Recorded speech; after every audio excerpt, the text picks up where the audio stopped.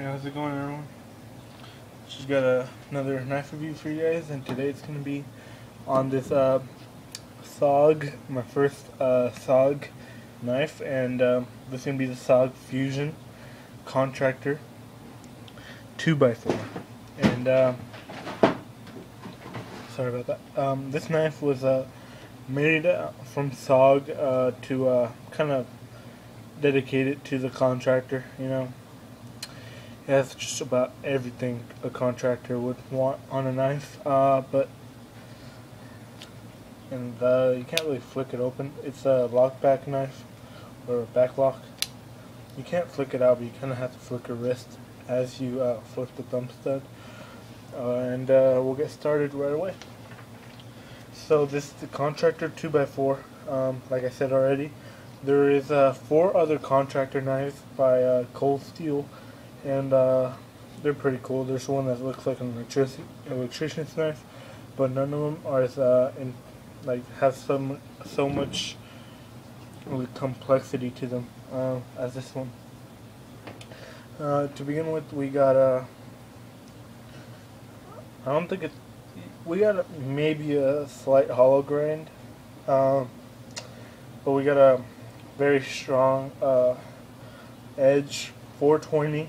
Steel, sheep's foot blade, right side only thumb stud, and you got a blade of 3 inches or 7.6 millimeters. Overall, it's 19.1 centimeters or 7.5 inches. The weight on this is 4.3 and or 122 grams. So it's a pretty beefy, heavy knife. Like I said, 428. I had to restore this knife, so it used to have more of a bead blast finish, and just now has a nice polished bevels and stuff, and resanded blade. You got other than the blade, you got this like a little decoration pocket clip, which is like a paste or like a cement scraper, and you got a hammer design on the lock, the depression lever, which also has a second function that I'll talk about in a sec. You got this decoration piece, which is supposed to be like a circular saw cutoff wheel. You got a level, which works pretty well, and the pocket clip actually gives the knife a flat edge or a flat surface, so you can use the level. You got a really nice pencil sharpener. And I'll talk about those 3 holes in a sec. For grip, you have kind of a construction, kind of like a house. When you just got the skeleton of the house put up, the wood. You see that? You got like the door right there, the window. That's pretty cool. It doesn't really offer any grip because you don't really need it. The handle's pretty ergonomic. You got 2 finger grooves here, and you got the little up sleeve here, the little belly on the handle. So you do get a really comfortable 4-finger grip, but it is a little bit. You do get a few hot spots on the knife just because it has so much stuff going on the knife. So like I said, I restored this knife. If you want to see how it looked before, click the annotation. But this knife was a gift from my best friend's, one of my best friend's grandfather. He gave us this knife and an open L, and I kept this one, he kept that one. This one just seemed really intriguing and interesting. Because it's like, it reminds me of like American Chopper spike, because like American Choppers they do theme bikes, and it's kind of like a theme knife from SOG. So that's pretty cool. You got torque screw construction with. And then the liners are either stainless steel or aluminum. They feel like stainless steel, but in some websites it says it's aluminum. You got what some websites say to be Zytel handles, but SOG calls it GRN. I'm not sure. I never heard about GRN before, but it might be like Zytel, or it might even be Zytel. But yeah. with that said, give you guys pretty much all the specs. There's one more feature on this knife that's pretty cool. You see that little thing right there? It's actually a nail. And SOG says it calls it the lucky nail, the lucky last nail that you're going to need. But you can get pretty creative with your uses for this nail. And it's kind of like the Swiss Army knife that has a little slot for a pin. And it just goes back here. It's called the lucky nail, but me and my friend were talking about you have other uses for it. You got a full, just complete, what's it called? Well, it's not flow through. You just got a whole solid tang knife. But it's not.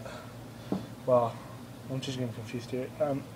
It's not full tang, but you got that completely filled back spacer. You got back spacer here, which kind of helps with the little spring for the lockback, and you got the lockback design, which is not bad, but it has a little bit of blade play up and down and side to side, and I haven't been able to fix it.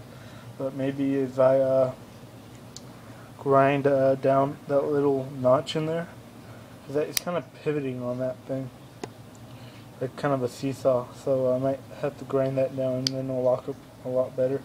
But lockup's pretty good. The 420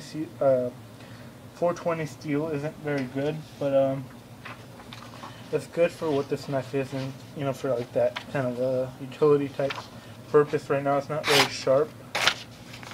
You see, but there's a good reason for that. Just geometry, your knife doesn't let you have it super sharp, and the steel will hold an edge, but not very long at all. Actually, it won't really hold an edge too long, but the blade geometry, like I said, has a very strong edge, which is going to be good for for a thing I'm going to talk about in just a sec.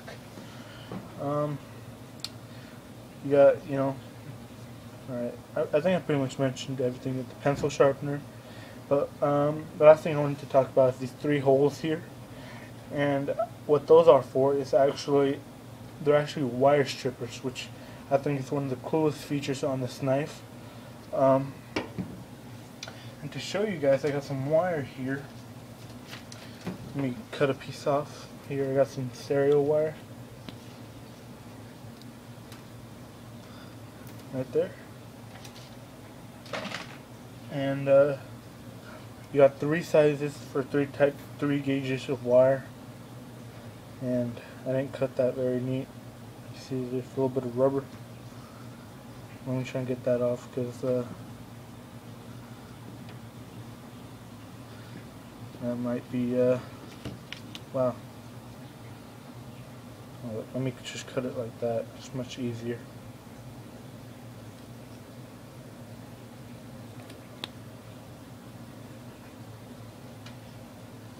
Alright, there we go. Now what you do is you just feed the wire through the hole. Doesn't matter which side you do it from. Now through the other one. And then you fold the blade down you just fold the blade shut. As you can see, there's still some still loose in there, so it's not going to strip the wire. But if you press down on the blade, nothing's going to happen. And I think this is a pretty smart design, because if it were to work by pushing down the blade, you'd probably cut the wire and it'd just be a wire cutter. But in this case, what you do is you actually press down on the lock lever. Like I said, it's a secondary function. So you simply push down, and it's actually going to push down on the rubber coating on the wire, and that way it's not going to cut the wire, it's only going to strip it. So you push down the lock and you pull the wire out, and I just pulled the rest out. I kind of cut a piece that was too long, I guess, so there's a lot of friction, but you can see that perfectly stripped wire. And I'll give you another little example of that. And that's why the good wide, or not wide, but strong blade geometry comes in, so you don't chip your blade very easily. Let's try that again.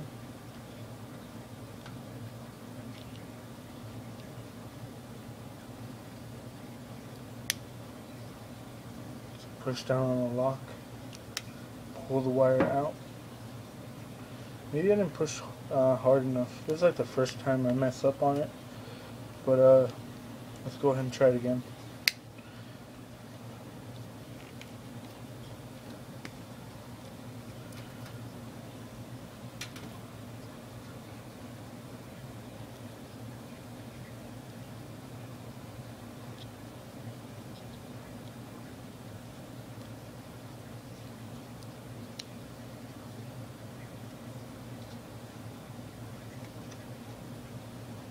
Alright.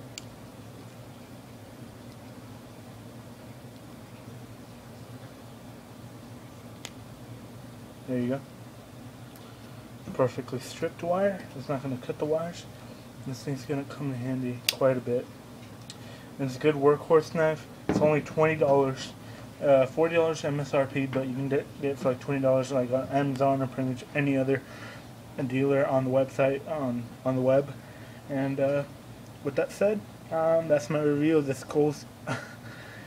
SOG Fusion Contractor 2x4. Really cool knife, and it's a theme knife, it's a good collection knife, and it's a good workhorse knife. It's nothing too fancy, and it's really for it's kind of like the construction contractor worker type knife.